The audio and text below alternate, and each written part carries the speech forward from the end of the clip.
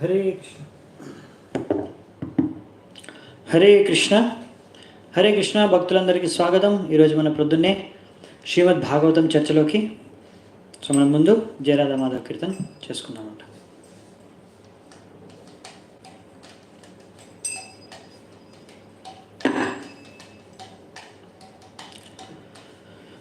జయ రాధా మాధవ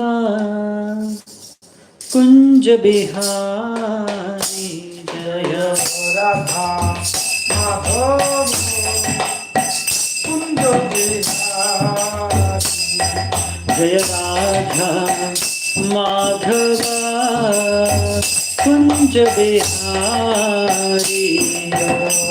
राधा माधव कुंज बिहारी गोपी जन वल्लभा गिरिवरधारी गोपी जन वल्लभा गिरिवरधारी गोपी जन वल्लभा गिरिवरधारी गोपी जन वल्लभा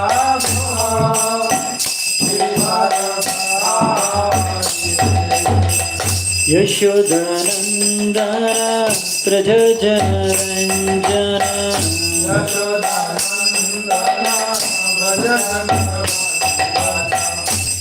यशोदानंदन प्रजनरंजन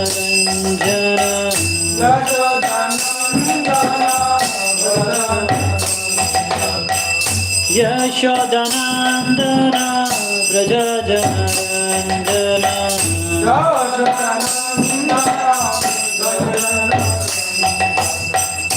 यमुना तेरा वनचारी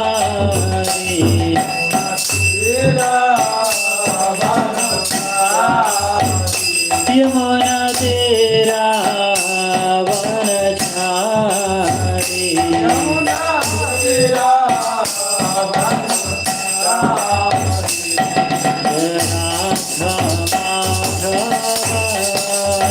कुंज बिहारी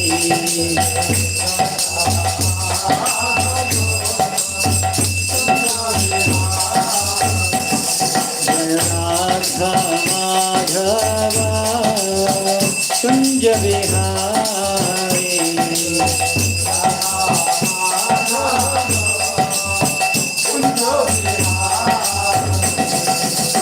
हरे Krishna Krishna Krishna Hare Hare Hare Ram Ram Ram Hare Hare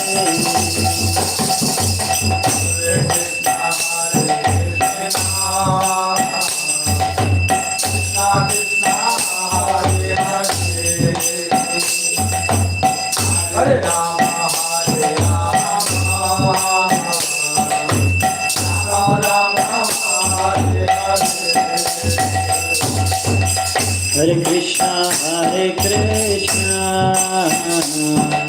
Krishna Krishna Hare Hare Hare Ram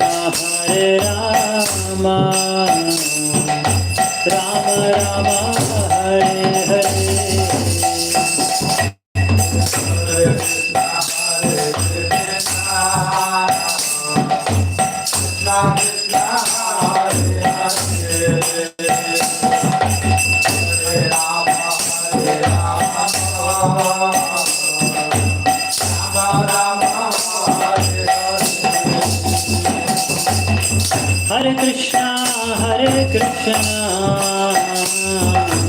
Krishna Krishna Hare Hare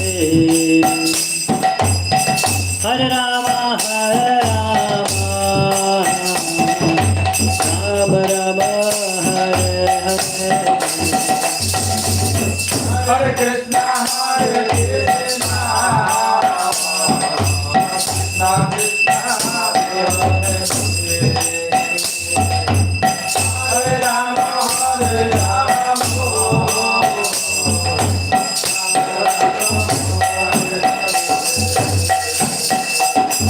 Hare Krishna, Hare Krishna,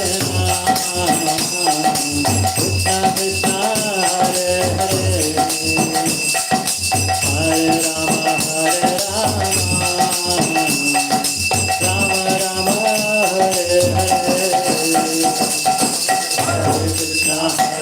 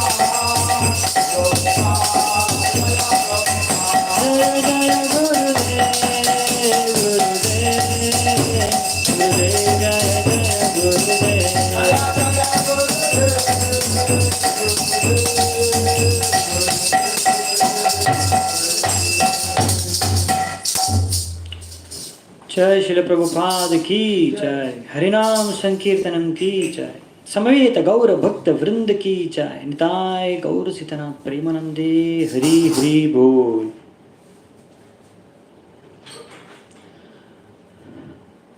ओम अज्ञानतिमिरन्धस्य ज्ञानाञ्जनाशलाकया चक्षुरुन्मिलितं येन तस्मै श्रीगुरवे नमः। श्रीचैतन्यमनोभीष्टं स्थापितं येन भूतले स्वयं रूपः कदा मह्यं ददाति स्वपदान्तिकं। वन्देऽहं श्रीगुरुं श्रीयुतापदकमलं श्रीगुरून् वैष्णवांश्च श्रीरूपं साग्रजातं सहगण रघुनाथान्वितां तं सजीवं साद्वैतं सावधूतं परिजनसहितं कृष्णचैतन्यदेवं श्रीराधा कृष्णपादान् सहगणललिता श्रीविशाखान्वितांश्च नमावं विष्णुपादाय कृष्णप्रेष्ठाय भूतले श्रीमते भक्तिवेदान्तस्वामिनिति नामिने। नमस्ते सारस्वते देवे गौरवाणी प्रचारिणे निर्विशेषशून्यवादी पाश्चात्यदेशतारिणे।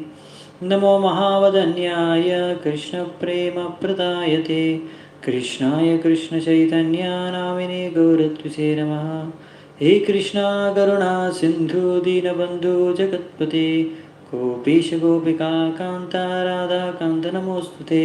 तप्तकाञ्चन गौराङ्गी राधे वृन्दावनेश्वरी वृषभानुसुते देवी प्रणमामि हरिप्रिये। नीलाचलनिवासाय नित्याय परमात्मने बलभद्रसुभद्राभ्यां जगन्नाथाय ते नमः। वाञ्छाकल्पतरुभ्यश्च कृपासिन्धुभ्येव च पतितानां पावनेभ्यो वैष्णवेभ्यो नमो नमः। जय श्री कृष्ण चैतन्य प्रभु नित्यानंद श्री अद्वैत गदाधर श्रीवासादि गौरभक्तवृंद। हरे कृष्णा कृष्ण कृष्णा हरे हरे, हरे राम राम राम हरे हरे। हरे कृष्ण హరే కృష్ణ. సో మనము నిన్న శ్రీమద్ భాగవతం 9వ అధ్యాయాన్ని ఆరంభించాము. అందులో మనము భీష్మ పితామహ ఎలా అందరిని పాండవులని, శ్రీకృష్ణుడిని, ఇంకా ఎంతో మహారుషులని, దేవర్షి, రాజర్షి, బ్రహ్మర్షులని అందరినీ ఎలా స్వాగతం పలికాడు అందరికీ. దాని తర్వాత ఎలా ఆయన పాండవుల్ని ఆయన ఎలా ప్రోత్సహించాడు, వాళ్ళు ఎంతో నిరుత్సాహంతో దుఃఖంలో మునిగి ఉంటే వాళ్ళని ఎలా ఓదార్చాడు, ఈ విషయాన్ని కూడా మనం నిన్న చర్చించుకున్నాము. ఆ విషయంలోనే మనం చూసాము నిన్న పాండవుల విషయంలో ఒక ప్రశ్న అందులోంచి నిన్న భీష్మదేవుడు పాండవులకు అంటాడు యుధిష్ఠిరుడికి, మీరు అసలు ఎన్నో కష్టాలను అనుభవించారు, ఎంత అన్యాయం జరిగింది మీ పట్ల, అసలు ఎవరైనా మీ చోట మీ స్థలంలో ఉంటే వారు ఇప్పటికీ మృతి చెందేవారు, బతికే అవకాశమే లేదు, ఎన్ని కష్టాలు ఎన్ని అఘాయిత్యాలు మీ పైన జరిగాయో. సో మరి మీరు ఎలా బతికారో దానికి 3 కారణాలు చెప్తారంట. ఆ 3 కారణాలు చెప్పగలరా? ముగ్గురిని మీరు ఆశ్రయించారు, అందుకనే మీరు బతికి బయటపడ్డారు, ఇంకా బతికి ఉండగలిగారు. ఆ ముగ్గురు ఎవరిని ఆశ్రయించారు పాండవులు?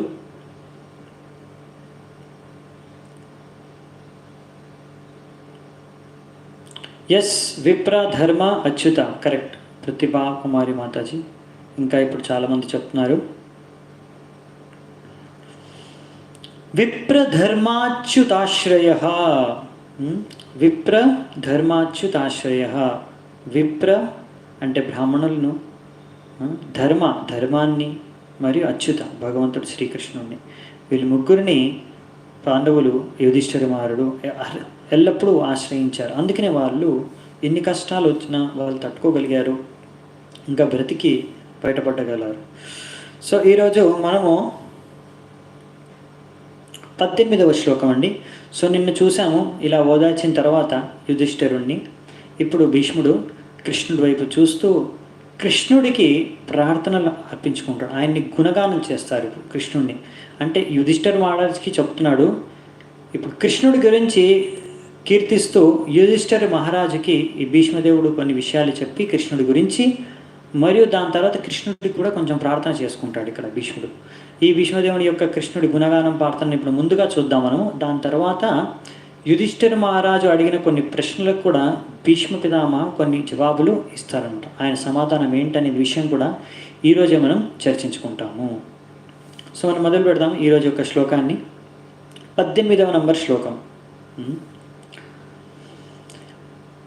ఏష వై భగవాన్ సాక్షాత్ ఆద్యో నారాయణ పుమాన్ మోహయన్ మాయయా లోకాం గూఢశ్చరతి వృష్ణుషు. ఇక్కడ ఏం చెప్తున్నారంటే భీష్మదేవుడు ఈ శ్లోకం చాలా అద్భుతంగా ఆయన వర్ణించారు. ఇందులో భగవంతుడిని ఏమన్నారంటే, ఏష వై భగవాన్ సాక్షాత్. ఇప్పుడు అక్కడ యుధిష్ఠిర మహారాజు చెప్తున్నాడు, ఏష వై, ఈయనే అసలైన ఆ భగవంతుడు, సాక్షాత్ భగవంతుడు ఇక్కడే మన ముందు మన మధ్యలోనే ఉన్నాడు ఈ శ్రీకృష్ణుడే. ఆద్యో నారాయణ పుమాన్, ఆ ఆది నారాయణుడు ఈయనే. అంటే ఈయన నుంచే ఆ నారాయణుడు కూడా ఉద్భవించాడు అని అందరి నారాయణుడికి ఇక మూల కారణం శ్రీకృష్ణుడు అని ఇక్కడ భీష్మదేవుడు చెబుతున్నాడు అనమాట. ముందుగా వ్యాసదేవులు కూడా చెప్పారు, ఆ విషయాన్ని మనం చర్చించుకున్నాము. తర్వాత సూత గోస్వామి వాళ్ళు వర్ణించారు, ఆ విషయం మనం చర్చించుకున్నాము. ఇప్పుడు భీష్మ పితామహులు కూడా చెప్తున్నారనమాట. మరి ఇంకేం చెప్తున్నారంట, మోహయన్ మాయయా లోకం గూఢశ్చరతి వృష్ణిషు. ఇక్కడ ఆయన మన మధ్యలో వృష్ణి వంశంలో జన్మించి వృష్ణి వంశులు మన కుటుంబ సభ్యుల మధ్య ఒక సామాన్యుడిలా తిరుగుతున్నాడు. మనమందరూ ఆయన ఒక మాయ ప్రభావం వలన మోహితులమై మనం ఈ విషయాన్ని అర్థం చేసుకోలేకపోతున్నాము. ఆయనే ఆ భగవంతుడు అని, సాక్షాత్ భగవంతుడు అని. ఎందుకంటే ఇది భగవంతుడి యొక్క మాయా శక్తి ప్రభావం ద్వారా మనము మోహితులమై ఒక సాధారణ వ్యక్తిగా అనుకుంటున్నాము అని ఇక్కడ భీష్మ పితామహ మనకి చెప్తున్నాడు యుధిష్ఠిరు ద్వారా. సో ఇలా చాలామంది అప్పుడప్పుడు కృష్ణుడు కూడా సాధారణ మనిషి అనుకుంటారు, కానీ అలా కాదు, కృష్ణుడు స్వయంగా భగవంతుడు. ఈ విషయాలు ఇక్కడ మనం నేర్చుకుంటాం. ఎవరి దగ్గర నుంచి చూడండి, ముందు వ్యాసదేవుల గురించి, వ్యాసదేవు దగ్గర నుంచి, ఇప్పుడు మన భీష్మ పితామహ దగ్గర నుంచి, ఇలా ఎంతోమంది వీళ్ళందరినీ మహాజన్ అంటాం అనమాట. ఇప్పుడు ఆ విషయాన్ని చర్చించుకుందాం. మొత్తం 12 మంది మహాజనులు ఉంటారనమాట. ఇందులో భీష్ముడు కూడా ఒకరు. అంటే మహాజనులు అంటే వీళ్ళకి వైదిక శాస్త్రాలు, భగవత్ తత్వాలు, జీవిత లక్ష్యాలు, ఇవన్నిటి విషయాల గురించి, ఆధ్యాత్మిక విషయాల గురించి వాళ్ళు ప్రామాణికమైన గురువులు. వాళ్ళ అధికారం ఉంది వాళ్ళకి వీటి మీద మనకు వ్యాఖ్యానించడానికి. వీరు చెప్పేది ఆ శాస్త్రాల్లో ఉన్నది వాళ్ళు సరిగ్గా మంచిగా అర్థం చేసుకున్నారు, అందుకే వాళ్ళు చెప్పడానికి యోగ్యులు భగవంతుడి గురించి. ఆ విషయాన్ని కూడా మనం ఇంకా ముందు శ్లోకాల్లో చూస్తాము. సో మనము ఇక్కడ మన ప్రభుపాదుల వారి తాత్పర్యాలు ఏం రాస్తారంటే, ఇలా మనం అర్థం చేసుకోవాలి, భగవంతుడి గురించి తెలుసుకోవాలి అంటే ఇలా మహాజనుల నుంచి విని మనం నేర్చుకోవాలన్నమాట.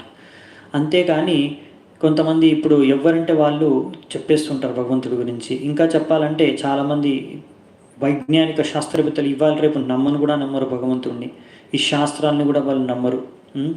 వాళ్ళు చెప్పేదే అందరూ నమ్మాలంటారు, వాళ్ళు అందరినీ నమ్మిస్తారు. ఇంకా మనం చూస్తాము చాలా విషయాలు మనం వైజ్ఞానిక శాస్త్రవేత్తలు ఏవైతే చెబుతారో చాలామంది సాధారణ ప్రజలు, ఎందుకంటే వాళ్ళకి వైజ్ఞాన శాస్త్రం, ఆ సైన్స్ గురించి బాగా తెలియదు కదండి. అందుకని వాళ్ళు ఏం చేస్తారంటే వాళ్ళ అమాయకులు, వాళ్ళు ఏం చెప్పినా వైజ్ఞానవేత్తలు అవి నమ్మేస్తారనమాట నిజమనేసి. కానీ చాలా విషయాలు వాళ్ళు చెప్పే దాంట్లో ఇంకా నిజం లేదండి. ఎన్నో విషయాలు వాళ్ళు చెప్పే దాంట్లో వాళ్ళ యొక్క కట్టుకథలు కూడా ఉన్నాయన్నమాట. కానీ మనకు తెలియకుండానే మనం నమ్మేస్తాం. ఇలా స్కూల్లో మనకు ఎన్నో విషయాలు అలా నేర్పించేశారనమాట. కోతి నుంచి మనం వచ్చామంటే మనం పూర్వజులు కోతులు అనేసి, మన పూర్వజులు కోతులుగా అంటే మనం ఇక్కడ నేర్చుకుంటాం భాగవతం నుంచి సృష్టి అనేది ఎలా జరుగుతుందని. అదే మన సైన్స్ వైజ్ఞానం ఏం చెప్తుందంటే ఈ సృష్టి అదంతకు అదే పుట్టుకొచ్చింది, దానికి ఎవ్వరూ సృష్టికర్త లేరు అనే విషయాన్ని మన విజ్ఞానవేత్తలు శాస్త్రవేత్తలు చెప్తారండి. కొంతమంది అదే ఇప్పుడు మనకి స్కూళ్ళల్లో కాలేజీలో నేర్పిస్తారు. అంటే మనకు స్కూళ్ళల్లో కాలేజీలో మీరు ఎలా భగవంతుడిని నమ్మకూడదు అంటే మీరు డైరెక్ట్గా చెప్పరు, ఇండైరెక్ట్గా పరోక్షంగా చెప్తారనమాట. మీ శాస్త్రాలు అనేవి ఒక మిథ్య, అందుకనే ఇంగ్లీష్లో దీన్ని మైథాలజీ అంటారు. మిథ్య అంటే మిథ్య కథలు, ఇవి ఒక పౌరాణిక కథలు. ఈ పురాణాల్లో ఉండేవన్నీ ఎవరో ఋషులు ఏవో మనుషుల కోసం వాళ్ళకి కొన్ని నైతిక విలువలు నేర్పించడానికి కొన్ని రాశారు అలా తత్వాలు, అవన్నీ కథలు రాశారు అంతే. ఇవన్నీ నిజం కాదు, ఎప్పుడో జరిగినవి కాదు, ఇవన్నీ మిథ్య కథలు, కట్టుకథలు అని వాళ్ళు చెప్పేస్తుంటారు అన్నమాట వైజ్ఞానిక శాస్త్రవేత్తలు. ఇంకా ఎంతోమంది అలాంటి ఎంతో బుద్ధిమంతులు చదువుకున్న పండితులు కూడా కొంతమంది బయట ఆధునిక శిక్షణ పొందిన వారు ఇలా వాళ్ళ యొక్క ఆలోచన విధానం ఉంటుందన్నమాట. మరి వాళ్ళకి చిన్నప్పటి నుంచి ఇలాంటి శిక్షణ ఇస్తారు. మీరు నేను కూడా ఆ స్కూల్లో చదువుకున్నామండి, మనం కూడా ఇవి శిక్షలు నేర్చుకున్నాం కదా, ఎలా కోతి నుంచి మనిషి వచ్చాడని. ఇది తప్పండి, ఇది అసలైన వైజ్ఞానం కాదు. ఇప్పటివరకు వైజ్ఞానికులు దాన్ని రుజువు చేయలేకపోయారు. మరి అలా రుజువు చేయలేని విషయాల్ని ఎలా మీరు ప్రచారం చేస్తున్నారు? అదేనండి, ఎందుకంటే చాలామంది నాస్తికులు కదా, ఇంకా ఇలాంటివన్నీ స్కూళ్ళల్లో కాలేజీలలో నేర్పించి ఇంకా ప్రజల్లో సామాన్య పిల్లల్లో కూడా చిన్నప్పటి నుంచి ఈ శాస్త్రాలంటే మూఢనమ్మకాలు, ఈ శాస్త్రాల్లో పురాతనమని, ఇవి మనకి ఏమీ పనికిరావు, దీంతో మనకు జీవితంతో ఏం సంబంధం లేదు, దీంతో మనకు లాభం వచ్చేదేమీ లేదు అనే విధంగా మనకు బోధనలు ఇచ్చేసి అప్పుడు మనం ఏమనుకుంటాం, ఈ శాస్త్రాలు మనకు సంబంధం లేదు, ఇవి ఎందుకు చదవడం, అనవసరం, సమయం నష్టం అనుకుంటాం. అవునా? ఇప్పుడు కూడా మన పిల్లలకి పెద్దవాళ్ళు అవుతున్నారు, అవునా? వాళ్ళకి ఏం నేర్పిస్తాం మనం? భగవద్గీత భాగవతం వద్దు నాన్న, నువ్వు ఇంజనీరింగు, ఆ మెడిసిన్ అదొక్కటి చదువుకున్నావంటే చాలు, బాగా డబ్బులు సంపాదించావంటే చాలు, అమెరికాకి వెళ్ళావంటే చాలు, అంతే. ఈ భగవద్గీత భాగవతం నీకెందుకు, ఇవన్నీ ముసలోళ్ళు అయిపోయిందాక చదువుకోవచ్చులే కావాలనుకుంటే, ఇప్పుడు మాత్రం నువ్వు డబ్బులు సంపాదించుకుని ఆలోచించు, ఇంకేం అవసరం లేదు అలా అనమాట. చాలామంది తల్లిదండ్రులు కూడా ఇలా తెలియక తప్పుగా వాళ్ళ బిడ్డలకి తప్పుడు శిక్షను నేర్పిస్తున్నారనమాట. సో అందుకనే దీనివల్ల వాళ్ళు నాస్తికులుగా మారుతున్నారు. సో అందుకనే దీనివల్ల వాళ్ళ జీవిత లక్ష్యాన్ని తెలుసుకోలేకపోతున్నారు, జీవిత లక్ష్యాన్ని సాధించలేకపోతున్నారు, మానవ జీవితాన్ని వృధా చేసుకుంటున్నారు అని ఇక్కడ మన ప్రభుపాదుల వారు అందుకే చెప్తున్నారు అనమాట. మనం అలా గుడ్డిగా ఎలాగైతే మనము గుడ్డిగా నమ్మేస్తున్నాం, వైజ్ఞానికులు చెప్పేసి, స్కూళ్ళు కాలేజీలు చెప్పేవి సత్యాలనేసి, అది మన వేదాల్లో చెప్పేవి, మన శాస్త్రాల్లో చెప్పి, మనకి ఇక్కడ మహాజనులు భీష్మ పితామహ చెప్పేది వాటిని మాత్రం మనం ప్రశ్నిస్తున్నాము. ఇది నిజమా, ఇదా జరిగిందా, ఇది ఎప్పుడు జరిగింది, ఎక్కడ జరిగింది, ఎందుకు జరిగింది, ఎలా జరిగింది, నాకు అర్థం కావట్లేదు అంటే ఎన్నో విషయాలు మనకు అర్థం కావండి. మన మెదడుకి పైన నుంచి ఆధ్యాత్మిక విషయాలు అనేవి నీ మెదడుతో, ఒక మనుష్యుడున్న చిన్న మెదడుతో భగవంతుడు అనంతం, ఆయన అర్థం చేసుకోవడం చాలా కష్టం. కానీ కొన్ని విషయాలు మనం ఒక శాస్త్రాల నుంచి నేర్చుకుంటే, ప్రామాణిక పరంపర ద్వారా నేర్చుకుంటే, ఆచార్యుల ద్వారా కొన్ని విషయాలు మాత్రం అర్థం చేసుకోవచ్చు. జీవిత లక్ష్యాన్ని మనం అర్థం చేసుకొని దాన్ని సాధించుకోవచ్చు అనమాట. అలా ఇక్కడ మన ప్రభుపాదుల వారు చెబుతూ ఇంకో విషయం కూడా చెప్పారు. ఇక్కడ మహాన్ ఆచార్యులు అయిన శంకరాచార్యులు వారు కూడా శ్రీకృష్ణుడే, నారాయణుడే, ఆ భగవంతుడు, ఆయన ఈ యొక్క ప్రకృతికి, ఈ 3 గుణాలకి అతీతుడు అని తన భాష్యంలో, భగవద్గీతకు ఆయన కూడా భాష్యం రాశాడండి. ఆ భాష్యంలో, తన భాష్యంలో వర్ణించాడంట. ఆయన రాశాడు, ఆ శ్లోకంలో వస్తుంది, నారాయణ పరో వ్యక్తాత్. ఈ నారాయణ ఈ యొక్క ప్రకృతికి, భౌతిక జగదానికి అతీతం అని, ఆ భగవంతుడు ఆయన అని శంకరాచార్యులు కూడా ఒప్పుకున్నారన్నమాట. సో ఇదన్నమాట. మనం బ్రహ్మ ఎలాగో బ్రహ్మ సంహితలో కూడా బ్రహ్మదేవుడు చెప్తాడు, ఇంకా చాలాసార్లు ఈ భాగవతంలో కూడా చెప్తారనమాట. భగవంతుడు శ్రీకృష్ణుడు ఎలా పరమేశ్వరుడు అనే విషయాన్ని, పరమ సత్యం అనే విషయాన్ని ముందు వ్యాసదేవులు కూడా చెప్పారు, ఇప్పుడు మనకి భీష్మదేవుడు కూడా చెప్తున్నాడు. అంటే మనం చూడాలి, ఎంతమంది మహాజనులు అందరూ ఒకే విషయాన్ని చెప్తున్నారంటే మనం అర్థం చేసుకోవాలన్నమాట. 19వ నంబర్ శ్లోకం. అస్యానుభావం భగవాన్ వేదగుహ్యతమమే శివః దేవర్షిర్నారద సాక్షాత్ భగవాన్ కపిలో నృప. ఇంకేం చెప్తున్నారంటే, ఈ విషయాలన్నీ భగవంతుడి గురించి సత్యాలు చాలా గుహ్యమైనవి. ఇవన్నీ రహస్యమైన విషయాలు కూడా ఎవరు బాగా అర్థం చేసుకొని మనకు చెప్పగలరు, దానికి అధికారం ఎవరికి ఉంది అంటే ఇక్కడ 3 ఉదాహరణ ఇచ్చారండి. ఒకరు వచ్చేది శివుడు, ఇంకా దేవర్షి నారదుడు, ఇంకా ఆ భగవంతుడికి అవతారమైన కపిల దేవుడు. వీళ్ళందరి శిక్షణలు కూడా మనం వింటామండి భాగవతంలో. నారదుని ఆల్రెడీ చెప్పేశారు, ఇంకా ఎన్నోసార్లు భగవంతుడి గురించి విషయాలు మనకు వర్ణిస్తారు భాగవతంలో. శివుడు కూడా రుద్రగీతం, ఇంకొక దగ్గర కూడా మహిమల్ని చెప్తాడు. ఇంకా కపిల దేవుడిది 3వ స్కందంలో వస్తుంది, ఆయన అక్కడ కూడా కృష్ణుడి గురించి, ఇంకా భగవంతుడు అంటే ఎవరు, భగవతత్వాల గురించి వర్ణిస్తారు. సో ఇక్కడ మనకు 3 ఉదాహరణ ఇచ్చారు. వీళ్ళు 3 కూడా మహాజనులు అండి. అలాగే ఇంకా మహాజనులు ఉన్నారు, చెప్పుకున్నాం కదా, మొత్తం 12 మంది మహాజనులు ఉన్నారు. అవి ఎవరు అనేది మనకు ప్రభుపాదుల వారు తాత్పర్యంలో ఇచ్చారండి. బ్రహ్మ, నారద, శివ, కుమార, కపిల, మను, ప్రహ్లాద, భీష్మ, జనక, శుకదేవ గోస్వామి, బలి మహారాజు మరియు యమరాజు శిక్షణలు కూడా ఇందులో ఉంటాయండి. 6వ స్కందంలో వస్తాయి, అప్పుడు వాటిని చర్చించుకుందాం. అప్పుడు యమరాజు కూడా చెప్తాడు భగవంతుడు ఎవరు అనే విషయాన్ని, ఇంకా ఆయన యొక్క తత్వం గురించి.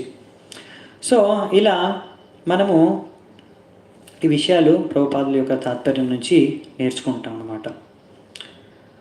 సో మనం ముందుకు వెళ్దామంట. 20వ నంబర్ శ్లోకం. యం మన్యసే మాతులేయం ప్రియం మిత్రం సుహృత్తమం అకరో సచివం దూతం సౌహృదాత్ అతసారథిం. ఇప్పుడు ఇక్కడ ఏమంటున్నారంటే, ఓ యుధిష్ఠిరా, ఇక్కడ భీష్ముడు అంటున్నాడు, ఇది ఇష్టరా, నువ్వేమనుకుంటున్నావు నీ మనస్సులో ఇప్పటివరకు నువ్వేమర్థం చేసుకున్నావు భగవంతుడు శ్రీకృష్ణుడు గురించి? యం మన్యసే మాతులేయం, ఆయన నా యొక్క బంధువు అని అర్థం చేసుకున్నావు. మాతులేయం అంటే నా యొక్క బంధువు అని నువ్వు అర్థం చేసుకున్నావు. అంటే నా యొక్క మాతకి సంబంధితుడైన వంశం, అంటే మన కుంతి మహారానికి ఆయన అల్లుడు కదా, మేనల్లుడు కదా, ఆ విధంగా నువ్వు అర్థం చేసుకుంటున్నావు నాకు ఆయన ఇలా బంధువు అని. ఇంకోటి ప్రియం మిత్రం, ఇంకేమనుకున్నావు? నా ప్రియమిత్రుడు అనుకున్నావు, అంతేనా? సుహృత్తమం అంటే పాండవులందరినీ ఉద్దేశించి చెప్తున్నారు ఇక్కడ. సుహృడు అంటే నా బెల్విషర్, నా మేలు కోరేవాడు అని అనుకుంటున్నారు కదా. అకరోహో, ఎన్నో కార్యాలు మీకోసం ఆయన చేశాడు, అవునా? ఎన్ని కార్యాలు చేశాడు మీకోసం? మీకేమేం చేశాడైనా? సచివం, ఒకటి మీరు ఎన్నోసార్లు మీకు అర్థం కానప్పుడు మీకు ఎన్నో విషయాలు వీళ్ళ మార్గదర్శనం చేశాడు, అవి సచివం, ఇవి చేశాడు. దూతం, మీకోసం ఆయన దూతగా మారి, శాంతి దూతగా మారి ఆ హస్తినాపురికి వెళ్ళి ఆయన మాట్లాడాడు ధృతరాష్ట్రుడు దుర్యోధనుడితో. ఈ యుద్ధం మనకి ఎందుకు, మనం యుద్ధం చేసుకునే అవసరం లేదు.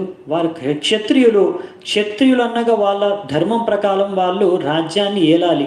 మరి వారు ఏలడానికి వాళ్ళ దగ్గర ఇప్పుడు ఏం లేవు కనుక వారికి వాళ్ళ యొక్క రాజ్యాన్ని మీరు ఏదైతే దూత క్రీడలో తీసుకున్నారో, ఇప్పుడు ఆ వనవాసం అంతా అయిపోయింది కనుక ఇప్పుడు మీరు వారికి వెనక్కి ఇవ్వాలి, ఇచ్చేసేయండి.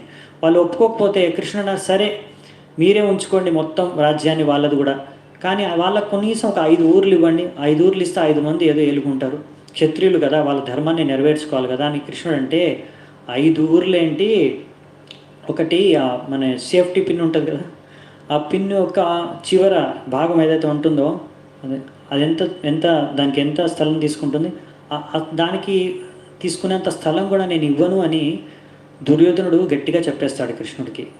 ఇంకా అందుకనే తప్పని పరిస్థితుల్లో యుద్ధం చేయాల్సి వస్తుంది అన్నమాట. సో కృష్ణుడు వాళ్ళ కోసం శాంతి దూతగా మారి వెళ్ళాడు. కాబట్టి మీరు ఏమనుకుంటున్నారు, మా యొక్క శాంతి దూత అంటే ఇలాంటి పనులన్నీ కూడా మీకోసం చేశారు కదా. సుహృద, వారు మా మంచి కోరేవారు అని అనుకుంటున్నారు మీరు ఇప్పటివరకు కృష్ణుడిని. ఇంకా మీకోసం సారథి కూడా అయ్యాడు. సో నా సారథి, నా మిత్రుడు, నా శ్రేయోభిలాషి, నా దూత, ఇలానే మీరు ఆయన్ని అనుకుంటున్నారు ఒక సాధారణ వ్యక్తి అని. కానీ ఆయనే ఈ సాక్షాత్ భగవంతుడు అని ఇక్కడ చెప్తున్నారనమాట. ఇప్పుడు వచ్చే శ్లోకంలో ఈయన ఈ కృష్ణుడు ఎలా భగవంతుడు అనే విషయాన్ని ఇంకా బాగా వర్ణిస్తాడు. ఆ విషయాన్ని మనం చూద్దామంట 21వ నంబర్ శ్లోకంలో. సర్వాత్మనః సమదృశో హియద్వయస్యానహంకృతే తత్కృతం మతి వైషమ్యం నిరవత్యస్య న క్వచిత్. సో ఇక్కడ ఏం చెప్తున్నారంటే, మన కృష్ణుడు చేసే పనుల్లో కానీ ఆయన గుణాల్లో కానీ ఏ దోషము లేదు, అస్సలు ఒక్క దోషం కూడా లేదు. ఎలా అంటే సర్వాత్మన, ఆయన ప్రతి ఒక్కరి హృదయంలో ఉన్నాడు. అంటే అలా కొంతమంది హృదయాల్లో ఉండి కొంతమంది హృదయాల్లో లెక్క కాదండి. ఆయన అందరికీ శ్రేయోభిలాషి, అందరికీ సుహృదుడు. ఎలా? అందరికీ సమాన దృష్టితో చూస్తాడు, సమానంగా కరుణ నిర్వహిస్తాడు. ఎలా? ఆయన ప్రతి ఒక్కరి హృదయంలో సర్వాత్మన పరమాత్మ రూపంలో ఉన్నాడు. సమదృశ, అందరికీ సమానంగా కృపని పంచుతాడు. ఓకే, నరసింహదేవ్ చతుర్దశికు స్పెషల్ క్లాస్. ఓకే, సో మరి నేను కూడా అడుగుదాం అనుకున్నాను, మర్చిపోయాను. మీరు ఎలా గుర్తు చేశారు కనుక ఇప్పుడే అడిగిస్తాను, మళ్ళీ క్లాస్ చివరిలో మర్చిపోతానేమో. సో రేపు మన నరసింహదేవ్ చతుర్దశి అండి, నరసింహదేవ్ భగవంతుడి యొక్క ఆవిర్భావ తిథి. సో మరి మనము రేపు కావాలనుకుంటే నరసింహదేవ్ యొక్క లీలలు, ఇంకా ప్రహ్లాద్ మహారాజ్ యొక్క విషయాలు, నరసింహదేవ్ భగవంతుడి యొక్క స్పెషల్ కథ చర్చ మనం రేపు చేసుకోవచ్చు. మీరందరూ అలాగే కోరుకుంటే మరి రేపు మనకి రేపు పొద్దున ఇంకా ఈవినింగ్ 2 క్లాసులు ఉన్నాయి. 2 క్లాసుల్లో భగవంతుడి గురించి కావాలంటే చర్చించుకోవచ్చు, నరసింహదేవ్ ఇంకా ప్రహ్లాద్ మహారాజ్ గురించి. మరి మీ అభిప్రాయం చెప్తే మనము ఆ విధంగా రేపటి గురించి ఇప్పుడే నిర్ణయం తీసుకోవచ్చు. మళ్ళీ నేను అదే నిర్ణయాన్ని మన సాయంత్రం భగవద్గీత క్లాసులో కూడా నేను చెప్తాను. Okay Prabhuji, yes.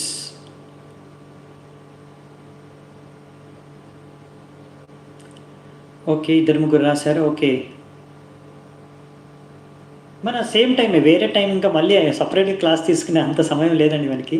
అంటే ఈ భాగవతం క్లాసు స్థలంలోనే దీని ప్లేస్లోనే మనము దీనికి బదులుగా నరసింహస్వామి యొక్క కథ, ప్రహ్లాద్ మహారాజ్ యొక్క శిక్షణలు, ఇవన్నీ గురించి చర్చించుకోవచ్చు.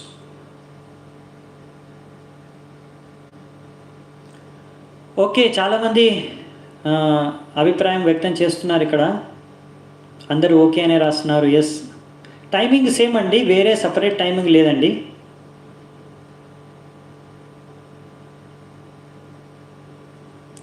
సేమ్ టైం అండి, ఈవినింగ్ టైం అయితే బెటర్ ప్రభుజీ అంటున్నారు.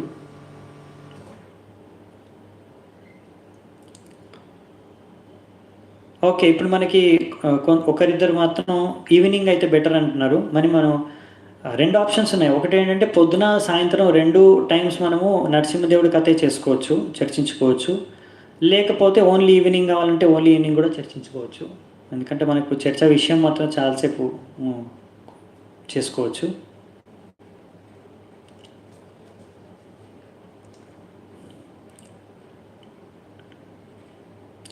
Two classes. ఓకే ఓకే అండి, మరి పొద్దున అంటే ఆ విధంగానే మనం ప్లాన్ చేసుకుంటాను, నేను కూడా ప్లాన్ చేసుకోవడానికి. సో ఆ విధంగానే నేను హాఫ్ పార్ట్ పొద్దున, హాఫ్ పార్ట్ సాయంత్రం కవర్ చేసుకుంటాను, morning and evening. Okay okay, చాలామంది బోత్ క్లాసెస్ అనే రాస్తున్నారు.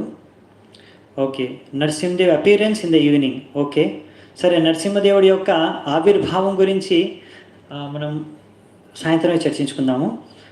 ఇంకా ప్రహ్లాద్ ఫస్ట్ నుంచి లీల మొత్తం లాస్ట్ వరకు మనము సంక్షిప్త రూపంగా శిక్షణలతో సహా, లీలలతో సహా అన్నీ చూడడానికి ప్రయత్నిస్తాము.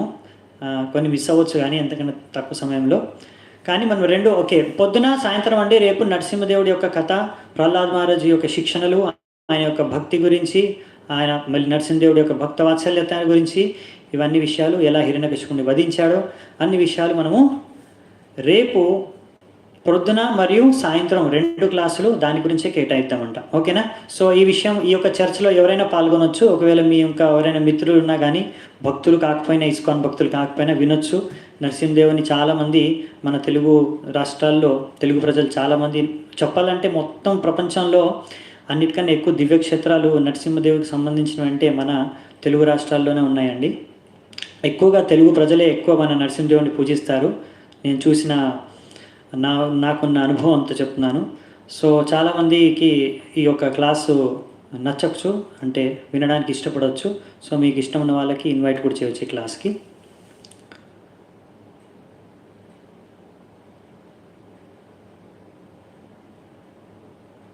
ఓకే, సో మనం 2 తీసుకుంటామండి. ఇంకా పొద్దున సాయంత్రం 2 క్లాసెస్ తీసుకుంటాము. సో పొద్దున వచ్చేసి ఇదే సమయానికి మన పొద్దున ఇదే సమయం, ఎప్పుడైతే భాగవతం క్లాస్ సమయం మరియు భగవద్గీత క్లాస్ సమయంలో ఇదే చేసుకుంటాం. నేను ఈవినింగ్ భగవద్గీత క్లాస్లో కూడా దాని గురించి చెప్పేస్తానంట. ఓకే, ధన్యవాదాలండి. దర్శన్ ప్రభుజీ లైవ్ అభిషేకాలు. ఓకే, మాకు ఇక్కడ మా టెంపుల్లో అండి, మా మందిరంలో నరసింహదేవుని విగ్రహం లేదండి పెద్దగా. సో మేము మామూలుగా చిత్రపటమే ఉంటుంది. ఇంకొకటి ఏంటంటే మాకు చిన్న ఒక నరసింహదేవుడిది శాలిగ్రామ శీల ఉంది. సో మేము నరసింహదేవుడి శాలిగ్రామ శీలని ఇక్కడ పూజిస్తాము. మరియు అభిషేకం కూడా నరసింహదేవుని యొక్క శాలిగ్రామ శిల, అంటే అది నరసింహదేవుడితో సమానం అనమాట. నరసింహదేవుడి యొక్క శాలిగ్రామ శిలకే అభిషేకం చేస్తాము, అర్చన పూజ చేస్తాము. సో రేపు అది ఈవినింగ్ ఉంటుందండి. నరసింహదేవ్ ఎలాగో ఈవినింగ్ ఇదే 5:30కి, మోస్ట్లీ ఈవినింగ్ క్లాస్ మనకి 5:30కి అయిపోయిన తర్వాత 5:30కి క్లాస్ దాంట్లోపే అయిపోద్ది. దాని తర్వాత అభిషేకం మేము లైవ్గా టెలికాస్ట్ చేస్తామండి. ఒకవేళ ఎవరికైనా కావాలంటే మీరు ఇచ్చేయచ్చు, మన వీక్షించవచ్చు. Okay, yes yes yes okay, ధన్యవాదాలండి. సో మనం మరి ముందుకు వెళ్దాము. ఈ శ్లోకం మధ్యలోనే చర్చ ఆరంభించేసాము. సో ఈ శ్లోకాన్ని ఇంకొద్దిగా చర్చించుకుందామంట. సో ఈ 21వ శ్లోకం చర్చించుకుంటాం మనము.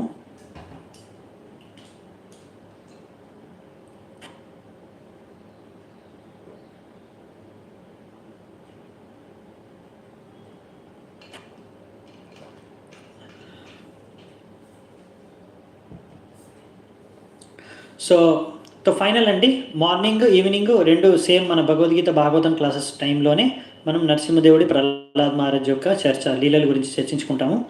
ప్లస్ మన ఈవినింగ్ క్లాస్ అయిపోయిన తర్వాత 5:30కి సుమారుగా ఒక 10 నిమిషాలు అటు ప్లస్ మైనస్ అవ్వచ్చు. ఆ సమయానికి అభిషేకం జరుగుతుంది మందిరంలో, మా దాంట్లో, మా టెంపుల్లో. ఆ అభిషేకం మేము లైవ్ చేస్తామండి. మాయపూర్ నరసింహదేవ్ ఉన్నాడు, ఆయన అభిషేకం కూడా ఉంటుంది, మీరు అది కూడా లైవ్ చూడొచ్చు. సో మాది కూడా లైవ్ నడుస్తుంది.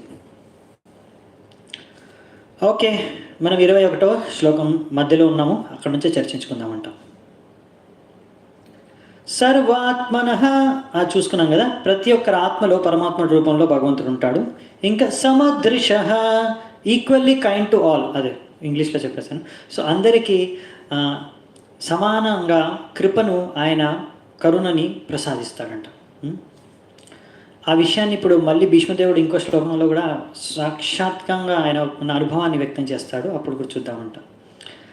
అద్వయస్య, ఆయన పరమ సత్వం అన్నమాట. అనహంక్రేత, ఆయన అస్సలు అహంకారం లేదంట కృష్ణుడికి. చూడండి, కృష్ణుడి యొక్క గుణాల గురించి చెప్తున్నారు. కృష్ణుడికి అస్సలు ఏమాత్రం అహంకారం లేదంట. అనహంక్రేత. అలాగే తత్కృతం, ఆయన అన్ని చేసే అన్ని కార్యాలు ఏవైతే ఆయన చేస్తాడో అవన్నీ మతి వైషమ్యం నిర్వధ్యస్య. మతి వైషమ్యం అంటే దాంట్లో ఏ రకమైన భౌతిక కలుషితము, భౌతిక విషయాలు పట్ల దాని యొక్క ప్రభావం అనేది ఉండదన్నమాట. ఇంకోటి ఏంటంటే భౌతికంగా విశ్లేషణ అనేది చేయడాను. ఇంకొకటి ఏంటంటే ఇవన్నీ భౌతిక ఆసక్తి నుంచి ముక్తం. ఇవన్నీ చేసే పనులన్నీ భౌతిక ఆసక్తితో, భౌతిక ఆసక్తులు అనేవి ఇందులో ఉండవు అనమాట ఆయన చేసే పనులలో. అన్ని ఆధ్యాత్మిక పనులు ఆయన చేసేవన్నీ. సో 22వ శ్లోకం నుంచి చూద్దామంటే ఇప్పుడు మరి ఇంకేం చెప్తున్నారు భీష్మదేవుడు కృష్ణుడి గురించి. ఇప్పుడు చూడండి, చాలా బాగుంటుంది. ఇప్పటివరకు ఆయనని గుణగానం చేశారు కదా భీష్మదేవుడు, కృష్ణుడు ఎలా భగవంతుడని. ఇప్పుడు ఆయన యొక్క కరుణ గురించి చెప్పేశాడు, ఆయన సమాన దృష్టి ఇవన్నీ చెప్పాడు కదా. ఇప్పుడు ఆయన పట్ల ఎలా ఆయన కరుణించాడు, ఈరోజు ఎలా ఇక్కడికి వచ్చి ఆయన ముందుకు వచ్చి ఈ యొక్క పరిస్థితిలో. ఇప్పుడు భీష్మదేవుడు ఆయనకేం ఫోన్ చేసి పిలవలేదు, కృష్ణుడు నా దగ్గరికి రా అని. అవునా, కృష్ణుడు స్వయంగా పరమాత్మ రూపం కాబట్టి అర్థం చేసుకొని భీష్మదేవుడి యొక్క ఆశయాన్ని, ఇచ్చలను అర్థం చేసుకొని, ఆయన శుద్ధ భక్తుడు కదా. అందుకనే స్వయంగా కృష్ణుడు, చెప్పాను కదా, పాండవులు అలా రెడీ అయ్యి వచ్చారు రాజుల్లాగా. ఎందుకంటే భీష్మదేవుడికి ఆనందంగా ఉంటుందని. కృష్ణుడిగా స్వయంగా వచ్చాడు అక్కడికి. ఎందుకు అంటే భీష్మదేవుడికి దర్శనాన్ని ఇవ్వడానికి మరియు కరుణా కృప కటాక్షించడానికి. ఇప్పుడు అందుకనే అది భీష్మదేవుడు అర్థం చేసుకొని ఆ విషయాన్ని ఇప్పుడు వ్యక్తం చేస్తున్నాడు ఇక్కడ తన ప్రార్థనలో. ఇంకొకటి కూడా యాచిస్తాడు భగవంతుడి గురించి, భగవంతుడి నుంచి, కృష్ణుడి నుంచి. అది కూడా చూద్దామంట. తథాప్యేకాంత భక్తేషు పశ్య భూపానుకంపితం యన్మే సంస్త్యజత సాక్షాత్ కృష్ణో దర్శనమాగత. కృష్ణుడు దర్శనం ఇవ్వడానికి వచ్చేసాడు. ఆగత కృష్ణో దర్శనమాగత. నాకు దర్శనం ఇవ్వడానికి కృష్ణుడు నా ముందుకు వచ్చాడు ఈరోజు అని ఇక్కడ భీష్మదేవుడు చెప్తున్నాడు. తథాప్యేకాంత భక్తేషు, ఎవరైతే భక్తులు ఉంటారో ఆయనకు ఏకాంతంగా అంటే ఏకాగ్రతతో భగవంతుడికి భక్తి చేసుకుంటారో అలాంటి వ్యక్తుల దగ్గరికి భగవంతుడు తాను స్వయంగా వచ్చేస్తాడు. అది ఆయన అనుకంప. పశ్య భూపానుకంపితం. ఓ రాజా, ఇది భగవంతుడి యొక్క అనుకంప. చూడు ఎంత కృపామయుడు భగవంతుడు. యన్మే సోంస్త్యజత సాక్షాత్. ఇలా నేను నా యొక్క జీవితాన్ని అంతిమ సమయంలో, అంతిమ గడియల్లో ఉన్నప్పుడు, నేను ఇప్పుడు జీవితాన్ని, నా ప్రాణాన్ని ఇప్పుడు వదిలే సమయంలో భగవంతుడు ఎలా నా ముందుకు వచ్చి దర్శనమిస్తున్నాడో చూడు యుధిష్ఠిరా అని ఇక్కడ భీష్ముడు కృష్ణుడి గురించి యుధిష్ఠిరుడికి చెప్తున్నాడు అనమాట. సో ఇలా మనం అందుకే ప్రభుపాదులు వారు రాస్తారనమాట, ఎవరైతే ఒక జీవుడు మన యొక్క చెప్పుకున్నాం కదా, మన ధర్మం ఇది, మన సనాతన ధర్మం. మన ధర్మం ఏంటంటే భగవంతుడికి భక్తి చేసుకోవడం. అలా భక్తి చేసుకోవడంలోనే ఆనందం ఉంటుంది. ఆ భక్తిలో మనం ఎప్పుడైతే భగవంతుడి మొత్తంగా ఆధారపడి ఉంటామో మన భక్తిలో మార్గంలో, సో భగవంతుడు ఇలా మనకు ఇప్పుడు ఇచ్చినట్టుగా, భీష్మదేవుడికి ఇచ్చినట్టుగా కరుణిస్తాడంట. సో ఇక్కడ ఇంకొక విషయం భీష్ముడు చెప్తున్నాడు ఏంటంటే, యుధిష్ఠిరుడికి ఒక విధంగా చెప్పాలంటే, ఇక్కడ భగవంతుడు భక్తుడు ఎవరైనా సరే ఆయన దగ్గరికి వచ్చేస్తాడు. ఇప్పుడు చూడండి, పాండవులకి ఏంటంటే ఒక బంధువు, కృష్ణుడు ఏంటి బంధువు, అవునా? ఆయన ఒక ఇప్పుడు బంధువు కదా పాండవులకి కృష్ణుడు బంధువు కుంతిమారాణి ద్వారా. కుంతిమారాణి యొక్క వసుదేవుడు వచ్చేసి వాళ్ళ అన్నయ్య కొడుకు కనుక వాళ్ళు బావమరుదులాగా వాళ్ళ యొక్క సంబంధం ఉంది కృష్ణుడికి పాండవులకి. కనుక వాళ్ళు చాలా నికట బంధువులు కనుక వాళ్ళతో పాటు ఎప్పుడు కృష్ణుడు ఉంటాడు, వాళ్ళకి ఏ సమస్య వచ్చినా ఎప్పుడు కృష్ణుడు ఉంటాడు అని కాదు. ఇప్పుడు ఇక్కడ భీష్మదేవుడికి ఏమీ సంబంధం లేదు. అలాంటి భౌతిక సంబంధం అంటే బ్లడ్ రిలేషన్ కానీ రక్త సంబంధం కానీ అలా ఫ్యామిలీ వైజ్ అలా డైరెక్ట్గా కృష్ణుడితో భీష్ముడికి ఏ సంబంధం లేదు. అయినా కానీ కృష్ణుడు ఇలాంటి అస్సలైన సమయానికి క్లిష్టమైన పరిస్థితులు ఎప్పుడైతే భీష్ముడికి అత్యవసరమైన అవసరం ఉందో భగవంతుడు కృష్ణుడి యొక్క దర్శనం, కృష్ణుడు ఎలా వచ్చేసాడు అది భీష్ముడు ఇక్కడ చెప్తున్నాడు మనకి. అంటే భగవంతుడు ఏదో మీకు అక్కడ భగవంతుడితో రక్త సంబంధం ఉందో, ఏదో బాంధవ్యం ఉంది భౌతిక రూపంగా, అందుకే భగవంతుడు భక్తులకి పాండవులకి కరుణిస్తున్నాడు, కుంతిదేవికి కటాక్షిస్తున్నాడు అని కాదు. ఇక్కడ నాకు ఏ సంబంధం లేకున్నా కానీ ఇప్పుడు ఈరోజు ఈ సమయంలో ఆయన నాకు దర్శనం ఇవ్వడానికి వచ్చాడు. ఎందుకంటే నేను కూడా ఆయనకు ఎన్నో రోజుల నుంచి భక్తి చేసుకుంటున్నాను కనుక. సో ఎవరైనా సరే భక్తుడైనాక భగవంతుడు ఆయనకు ఆ భక్తుడిని ఇలాంటి సమయంలో కరుణిస్తాడు. అదే కదా ముఖ్యమైనది కావాల్సింది భక్తుడికి. ఎప్పుడైతే ఆయన చనిపోబోతున్నాడో అంటే ఈ ప్రాణాలు త్యాగం చేయబోతున్నాడో ఈ శరీరాన్ని, ఆ సమయంలోనే కదా భగవంతుడిని మనం గుర్తుంచుకోవడం. దానికోసమే కదా మనం జీవితాంతం భక్తిని చేసేది. ఇది ఒక సాధన చేసే దీని ఫలితం ఏంటి, అసలైన ఫలితం అంటే మనం అంతిమ క్షణాల్లో భగవంతుడిని ఎలా ధ్యానించుకోవచ్చు, గుర్తుంచుకోవచ్చు అని. అదే మన భక్తి యోగ మార్గం కదా అని ఇక్కడ మనకి భీష్మదేవుడు వచ్చే శ్లోకంలో కూడా చెప్తున్నాడు. భక్త్యావేశ్య మనో యస్మిన్ వాచాయన్నామ కీర్తయన్ త్యజన్ కలేవరం యోగి ముచ్యంతే కామకర్మభిః. సో ఇలా ఒక వ్యక్తి భక్తుడు ఎంతో భక్త్యావేశతో మనస్సులో ఇలా భక్తి చేసుకున్నాడు ఉంటుంది మొత్తం జీవితం అంతా. వాచాయన్నామ కీర్తయన్, భగవంతుడి యొక్క గుణగానాల్ని వింటూ వీటిని పాడుకుంటూ భగవంతుడి నామాన్ని జపం చేసుకుంటూ అలా త్యజన్ కలేవరం యోగి, ఈ యొక్క కలేవరాన్ని ఈ యొక్క శరీరాన్ని ఎప్పుడైతే త్యాగం చేసే సమయం వచ్చిందో అలాంటి యోగి ఎవరు? భక్తి యోగి. అంతే కదా, భగవంతుడి నామాన్ని నామకీర్తనం ఇంకా ఆయన యొక్క గుణగణాన్ని చేసేవాళ్ళు ఎవరు? భక్తి యోగి, భక్త్యావేశంతో. ముచ్యంతే కామ కర్మభిః, అన్ని కర్మలు నుంచి ఎన్నో కామకర్మలు ఆయన చేసిన అన్నీ ముక్తుడైపోతాడు. ఏ పాపాలు ఏ పుణ్యాలు ఏవి ఉండవు, అన్నీ శూన్యమైపోతాయి. అవునా? అదే ఇక్కడ చెప్తున్నాడు మనకి భీష్మదేవుడు. అందుకనే ఇక్కడ భీష్మదేవుడు అంటున్నాడు ఇలాంటి సమయంలో ఎప్పుడైతే నేను శరీరాన్ని, ఇప్పుడు మనము ఈ భీష్మదేవుడి యొక్క ఈ చాప్టర్ పేరు, అధ్యాయం పేరే అది. భీష్మదేవుడు ఎలా భగవద్ధామానికి వెళ్ళిపోయాడు భగవంతుడి దర్శనం చేసుకుంటూ. సో ఇది మనం నేర్చుకోవచ్చు. మనకు భాగవతం నేర్పిస్తుంది ఎలా జీవించడమే కాదు, ఎలా మరణించాలి, మృత్యు సమయంలో ఏం చేయాలి. సో ఇక్కడ అందుకనే భగవంతుడిని ఇలా ఇప్పుడు యాచిస్తున్నాడు అనమాట వచ్చే శ్లోకాల్లో. చూద్దామా ఏమి యాచిస్తున్నాడు భగవంతుడిని భీష్మదేవుడు. సదేవదేవో భగవాన్ ప్రతీక్షతాం కలేవరం యావదిదం హినోమ్యహం ప్రసన్నహాసారుణలోచనోల్లసం ముఖాంభుజోద్యానపతశ్చతుర్భుజః. ఇంపార్టెంట్ శ్లోకాస్ అండి. నేను మర్చిపోయాను చెప్పడం, కానీ ఇందులో ఇవి కూడా మంచి ప్రార్థనలే, మీరు సెలెక్ట్ చేసుకోవచ్చు. కానీ ఈరోజు చర్చించుకున్న విషయంలో దాంట్లో మొదటి శ్లోకం ఒకటి ఇంపార్టెంట్ అనుకోండి, మళ్ళీ ఇప్పుడు వచ్చే శ్లోకం కూడా ఒకటి ఉంది.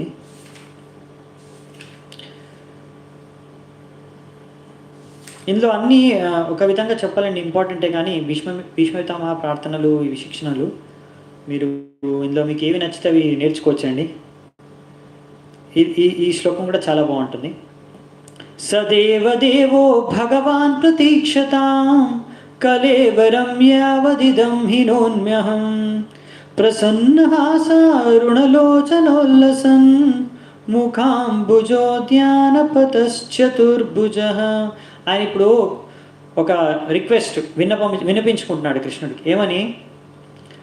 నేను ఇప్పుడు ఈ కళేవరాన్ని త్యాగం చేసే సమయంలో ఇంకా కొంచెం సమయం పడుతుంది, అప్పటి వరకు నువ్వు ఇక్కడే ఉండు, ప్రతీక్షించు. అంటే మీరు ఇక్కడ నుంచి పోకండి, ఇప్పుడు కృష్ణుడా ఇక్కడే ఉండు నా దగ్గరే. సదేవదేవో భగవాన్, దేవదేవుడు అయిన భగవంతుడి ప్రతీక్షత, కొంచెం ప్రతీక్షించు. కలేవరం యావదిదం హనుమహం, నేను ఇంకా ఈ కలేవరాన్ని త్యాగం చేసే వరకు ప్రసన్న, నువ్వు నీ యొక్క ముఖంలో, అంటే నీ యొక్క ముఖాన్ని స్మైలింగ్ ఫేస్, ఆ నవ్వుతూ ఆ యొక్క ఎంతో లోచనోల్లసాన్, అంటే హసారుణ లోచనోల్లసాన్. అరుణ అంటే మన ఉదయించే సూర్యుడు. అయ్యా, ఆ ఉదయించే సూర్యుడు వంటి నీ కళ్ళు, ఆ చిరునవ్వు, మరియు ఆ పద్మ పువ్వు అంత సౌందర్యవంతమైన ముఖాన్ని, ముఖాంబుజో, అంబుజ అంటే చెప్పాను కదా పద్మ పువ్వు, ముఖాంబుజో, ఇలాంటి మీ ముఖాన్ని ధ్యానం చేసుకుంటూ పతస్ చతుర్భుజ, నీ చతుర్భుజ రూపాన్ని దర్శనం చేసుకుంటూ నేను ఈ శరీరాన్ని త్యాగం చేయాలనుకుంటున్నాను, ఇది నా కోరిక అని ఇక్కడ ఆయన కోరికని వ్యక్తపరుచున్నాడు. ఎందుకంటే దేవుడికి ఇచ్ఛా మృత్యు ఉంది కదండి, ఆయనకి ఎప్పుడు కావాలంటే అప్పుడు మృత్యు చెందవచ్చు. అందుకే ఆయన ఇప్పటివరకు ఆ కృష్ణుడి కోసం వస్తాడని ఎదురు చూస్తూ, ఒక మంచి ముహూర్తం కోసం అపేక్షతో ఎదురు చూస్తున్నాడు అనమాట. రెడ్ కలర్, ఎందుకంటే పొద్దున సూర్యుడు ఉదయించేటప్పుడు రెడ్గా ఉంటాడు కదా, రెడ్డిష్, అలాంటి కళ్ళు అన్న కృష్ణుడికి అని చెప్తున్నాడు అనమాట. సో ఇదన్నమాట ఒక జీవితంలో ఒక భగవంతుడి పట్ల, అంటే భక్తుడికి ఉన్న ఒకే ఒక ఆశయం ఏంటంటే, మనం మరణించే సమయంలో భగవంతుడిని ధ్యానించుకుంటూ మన శరీరాన్ని త్యాగం చేయాలని. అదే కోరికని ఇక్కడ కూడా ఆయన భీష్మ పితామహ కృష్ణుడిని కోరుకుంటున్నాడు. ఆయన అదృష్టవంతుడు, అక్కడ స్వయంగా కృష్ణుడు ఆయన ముందు నించున్నాడు. సో ఇదన్నమాట, ఇంకా వేరే కోరిక ఏమి ఉండదు భక్తుడికి. సో నెక్స్ట్, ఇప్పుడు ఆయన ప్రార్థన అయిపోయింది కదా. ఇప్పుడు ఈ ప్రార్థన విన్న తర్వాత యుధిష్ఠిరుడు ఆయన అనుకుంటాడు, అరే ఇప్పుడు భీష్మదేవుడు ప్రార్థన ప్రకారం ఇంకో కొంచెం సమయం తర్వాత ఆయన శరీరాన్ని త్యాగం చేయబోతున్నాడు, పరలోకానికి వెళ్ళిపోతాడు. కనుక ఇప్పుడే నేను ఏమైనా అడగాలనుకుంటే ఇప్పుడే అడగాలి, ఇంకా సమయం నా దగ్గర లేదు అని యుధిష్ఠిర మహారాజు ఇప్పుడు కొన్ని ప్రశ్నల్ని భగవంతుడి యొక్క ప్రేరణతో ఆ ప్రశ్నల్ని ఇక్కడ భీష్ముడి ముందు ఉంచుతాడనమాట. ఆయనకి ఎన్నో రకాల సంశయాలు ఉన్నాయి కదా, దీంతో దుఃఖంలో మునిగిపోయాడు కదా. ఇప్పుడు కొంచెం శాంతమైంది, ఇంకా ఉపశమనం కోసం, ఇంకా ఆ సంశయాల్ని దూరం చేసుకోవడం కోసం ఆయనకున్న ప్రశ్నలన్నింటినీ రాజ్యానికి సంబంధించి, ధర్మానికి సంబంధించి, ఇంకా ఎన్నో విషయాలు జీవితానికి సంబంధించి అక్కడ ఇప్పుడు మనకి భీష్ముడి ముందు ఉంచుతాడు. అదే విషయాన్ని ఇక్కడ సూత గోస్వామి చెప్పాడు. సూత ఉవాచ యుధిష్ఠిరస్తదాకర్ణ్య శయానం శరపంజరే అపృచ్ఛత్ వివిధాన్ ధర్మాన్ ఋషీణాం చానుశృణ్వతాం. ఇక్కడ ఏం చెప్తున్నారంటే సూత ఉవాచ. సూత గోస్వామి ఏమంటున్నారంటే ఇక్కడ యుధిష్ఠిరుడు ఆకర్ణ్య ఇవన్నీ విన్న తర్వాత, అంటే ప్రార్థనలు విన్న తర్వాత, శయనాం సరపంజరే, ఆ శయనించి ఉన్న భీష్మ పితామహ ఆ బాణాల శయ పైన ఆయన్ని అపృచ్ఛాద్ వివిధాన్ ధర్మ, వివిధ రకాలైన ధర్మము గురించి ఆయనను ప్రశ్నించాడు. ఆ ఋషీనాం చానుశృణ్వతాం, ఎందరూ ఋషులు మీరు చూసుకున్నాం కదా, నారదముని దగ్గర నుంచి, వ్యాసదేవుల దగ్గర నుంచి, శుకదేవ గోస్వామి అందరూ అక్కడ నుంచొని వింటున్నారు. వాళ్ళందరి సమక్షంలో వాళ్ళందరూ వింటుండగానే ఆయన ప్రశ్నల్ని భీష్మ పితామహ ముందు ఉంచారు. దీని యొక్క అర్థం ఏంటంటే, ఇక్కడ భగవంతుడు ఇప్పుడు భీష్మ పితామహ ఖ్యాతిని ఇప్పటికే అర్థమైపోయింది, భీష్మ పితామహ ఎంత శుద్ధమక్కుడో మనకి. ఇంకా ఇప్పుడు ఆయన ఈ యొక్క అనుభవాన్ని ఎన్నో రోజులు క్షత్రియుడైనా కానీ ఎంతో పాండిత్యం కలిగిన వాడు, ఆయన బృహస్పతి శిష్యుడు, అన్ని వేదాలు అన్నింటిలో శాస్త్రాల్లో పరశురాముడి నుంచి కూడా నేర్చుకున్నాడు. మళ్ళీ అన్ని విద్యలు నేర్చుకున్నాక ఇన్ని ఏళ్ళ అనుభవం కూడా ఆయనకు ఉందన్నమాట. సో ఆయన మహాశుద్ధ భక్తుడు కూడా. సో అందుకని ఆయన ఎంత ముఖ్యమైన ఈ అనుభవాన్ని, జ్ఞానాన్ని ఇప్పుడు ఆ యుధిష్ఠిరుడు నేర్చుకుంటే ఆయన కూడా లాభం, అలాగే అందరూ ఋషులు కూడా తెలుసుకుంటారు, ఇంకా మొత్తం ప్రపంచమే తెలుసుకుంటుంది ఎంత గొప్ప వ్యక్తి, మహాజనుడు ఈ భీష్మ పితామహ అని. అలా తెలియచేయడానికే ఇక్కడ ఈ ప్రశ్నల్ని యుధిష్ఠిరుడు అంటే కృష్ణుడి ప్రేరణ వల్ల యుధిష్ఠిరుడు ఇక్కడ అడుగుతున్నాడు. కృష్ణుడి ఉద్దేశం అంటే ఆయన ప్రఖ్యాతి పెంచుతామని భీష్ముడిది. ఎందుకంటే ఇక్కడ ప్రభుపాదులు వారు రాస్తారు. సో కృష్ణుడు తనకన్నా తన భక్తుల యొక్క ఖ్యాతి పెంచడానికి ఆయనకి ఎక్కువ రుచి అంట. సో ఇంకో విషయం కూడా ఏంటంటే, భక్తుడు ఎలాంటి అవస్థలో ఉన్నా కానీ, ఇప్పుడు భీష్మ పితామహ ఎలా బాణాల శయ మీద మృత్యువుకి ఎంతో దగ్గరలో ఉన్నాడు. అయినా కానీ ఆయన యొక్క చేతన అనేది చూడండి ఎంత కృష్ణ భావనామృత చేతనతో ఉన్నాడు. అంటే శుద్ధ భక్తులు అలా మృత్యువుకి ఒక క్షణం ముందు కూడా మీరు వాళ్ళతో మాట్లాడారనుకోండి, మీకు అర్థమవుతుంది వాళ్ళ చేతన అనేది స్పష్టంగా కృష్ణ భావనామృతంతో నిండి ఉంది అని. అది మనము ప్రభుపాదుల వారి జీవితంలోంచి కూడా చూస్తాం. అవునా? ప్రభుపాదుల వారు కూడా తన జీవితంలో మీరు చూడండి, లాస్ట్ క్షణం వరకు ఆయన యొక్క శరీరం ఎంతో దుర్బల అవస్థలో ఉందన్నమాట. ఎంతో క్షీణించిపోయిందండి శరీరం. బొక్కలు మాత్రమే కనిపిస్తున్నాయి మీరు లాస్ట్ వీడియో చూస్తే. అందులో అప్పుడు కూడా ఆయన ఈ శ్రీమద్ భాగవతాన్ని ఇంకా కంప్లీట్ అవ్వలేదు. ఈ తాత్పర్యాలు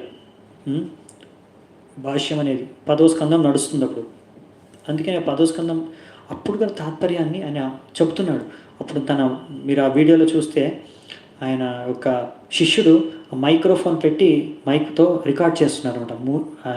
ఆల్మోస్ట్ నోట్ లోపలికే మైక్రోఫోన్ వెళ్ళిపోతుంది. ఎందుకంటే అది ఎంతో తక్కువ, ఎందుకంటే ఆ సమయంలో ఎక్కువ సౌండ్ రావట్లేదు వాయిస్.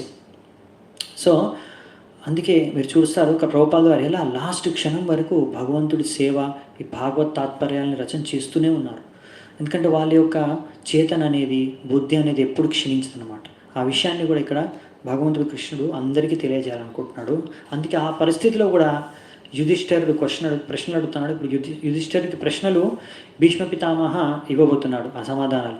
చూడండి, ఈ సమాధానాలు ఇక్కడ మనకు సంక్షిప్త రూపంలో ఇచ్చేశారనమాట. ఎందుకంటే ఈ యొక్క సంవాదం ఏదైతే జరిగిందో భీష్మ పితామహ మరియు ఈ యొక్క యుధిష్ఠిరుడి మధ్య ప్రశ్నలు జవాబులు, ఇది చాలా పెద్ద సంవాదం అండి. శాంతి పర్వం మహాభారతంలో 60వ అధ్యాయంలో ఎంతో విస్తృతంగా చర్చించారు ప్రతి ఒక్క ధర్మం. ఎందుకంటే రాజుకి ఎన్నో ధర్మాలు ఉంటాయండి. ఆయన రాజు ధర్మాలు, కర్తవ్యాలు, ప్రజల్ని ఎలా సంరక్షించాలి, ప్రజల్ని ఎలా ధర్మపథానికి తీసుకెళ్ళాలి, ఒక్కొక్క వర్ణం, ఒక్కొక్క ఆశ్రమం వాళ్ళ యొక్క ఒక్కొక్క వ్యక్తి యొక్క కర్తవ్యాలు అన్నిటి గురించి ఇక్కడ ప్రశ్నలు, ఇంకా లాస్ట్ ధర్మం, భగవంతుడి గురించి, భక్తి గురించి కూడా చెప్తాడనమాట భీష్ముడు యుధిష్ఠిరుడికి. సో ఇక్కడ ఇవన్నీ మనకి అన్నీ ఇంత డీటెయిల్గా లేవు, అవి మహాభారతంలో ఉంటాయి. ఇక్కడ సంక్షిప్త రూపంలో శ్లోకాల్లో 2-3 శ్లోకాల్లో ఉన్నాయి. వాటిని విస్తృతంగా వీలైనంత మటుకు సంక్షిప్తంగానే మహాభారతం నుంచి మనకి ఇక్కడ సంక్షేప రూపంలో ప్రభుపాదుల వారు తాత్పర్యంలో ప్రస్తుతించారు. అదే విషయం మనం అదే విధంగా చర్చించుకున్నామంట. సో 26, 27, 28 దీనికి సంబంధించిన విషయాలు. సో 26వ శ్లోకం నుంచి చూద్దాం. పురుషస్వభావ విహితాన్ యథా వర్ణం. ఇంకా 26 చర్చించుకోవాలండి, తర్వాత 27 శ్లోకం వేసేశారు. పురుషస్వభావ విహితాన్ యథా వర్ణం యథాశ్రమం వైరాగ్యరాగోపాధిభ్యాం ఆమ్నాతోభ్యలక్షణాన్.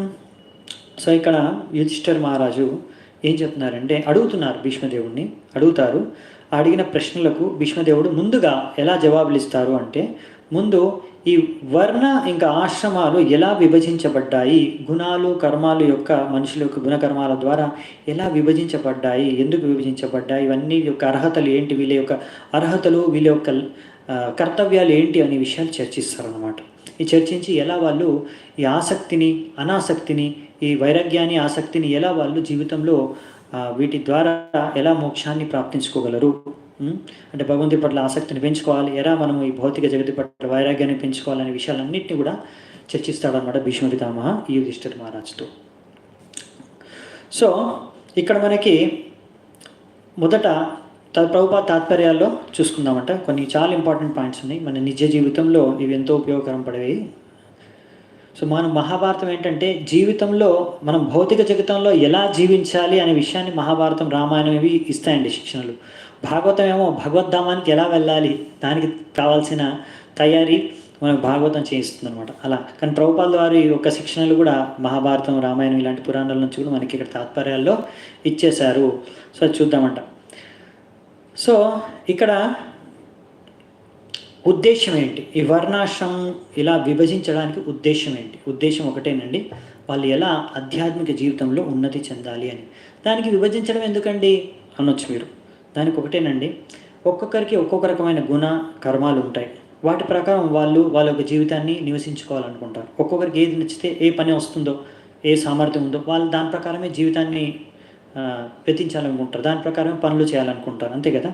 అలా ఆ పనులను చేసుకుంటూనే ఎలా నువ్వు భక్తి చేసుకొని భగవద్ధామానికి వెళ్ళొచ్చు అనే విషయాన్ని ఇక్కడ మనకి వర్ణాశ్రమం ధర్మంలో వర్ణిస్తారనమాట. సో మెయిన్గా ఈ రెండు ఉంటాయి, వర్ణాలు, ఆశ్రమాలు. ఈ వర్ణాలకు వచ్చి సంబంధించి వాళ్ళ జీవితంలో ఎలాంటి పనులు చేయాలి, కర్తవ్యాలు ఏం చేయాలి భౌతిక జగతంలో అనేవి, వాళ్ళ యొక్క డైలీ కార్యాలు, జాబ్ కానీ ఆక్యుపేషన్ కానీ, జీవన విధానానికి, జీవితాన్ని రోజు ఎలా మనం జీవితాన్ని గడపాలో వాటి గురించి, మరియు ఆశ్రమం అనేది ఎలా ఆ జీవితం గడుపుతూనే, జీవితంలో ఎన్నో పనులు చేసుకుంటూనే ఆశ్రమంలో నేర్పించేది ఏంటంటే, దాని ద్వారా నేర్చుకునేది అంటే ఆధ్యాత్మిక ఉన్నతి ఎలా మనం పెంపొందించుకోవాలని.